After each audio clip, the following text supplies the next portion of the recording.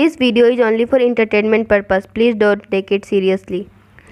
नायरा अक्षरा और नैतिक की बेटी है। नायरा के पिता नैतिक तो उसे बहुत प्यार करते हैं, पर उसकी मां अक्षरा उसे बिल्कुल भी पसंद नहीं करती, क्योंकि नायरा अक्षरा की सौतेली बेटी थी।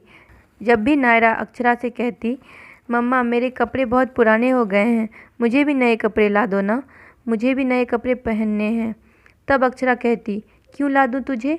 तूने ऐसा कौन सा काम कर दिया है जो तुझे नए कपड़े ला कर दूँ? जो कपड़े हैं उसी में खुश रह। बड़ी आई नए कपड़े पहनने वाली।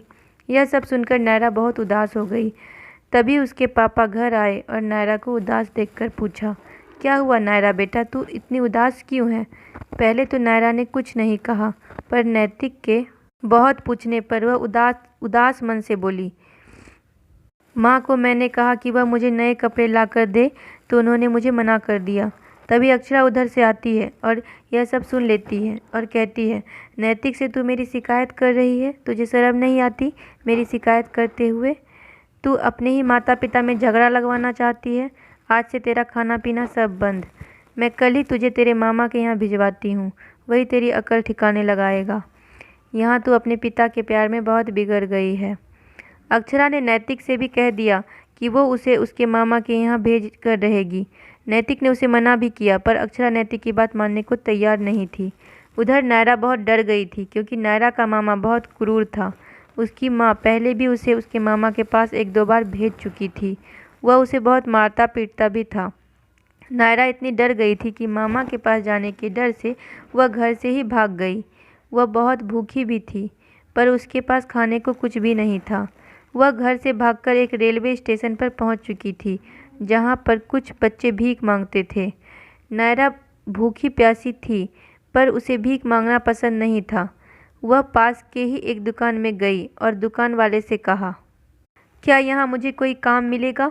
वह दुकान चाय की थी। उसे भी एक बच्चे की ज़रूरत थी, जो ट्रेन में बैठे सभी यात्रियों को चाय दे। उस दुकान वाले ने नायरा को काम पर रख लिया। अब नायरा रोज़ चाय बेचने का काम करने लगी, जिससे अब उसके पास कुछ पैसे होने लगे। पर यहाँ भी नायरा खुश नहीं थी। उसे अपने पापा की बहुत याद आती थी।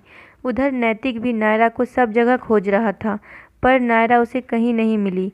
अक्षरा से गुस्सा होकर नैतिक ने कहा, आपकी वजह से मेरी बेटी घर छोड़कर गई है।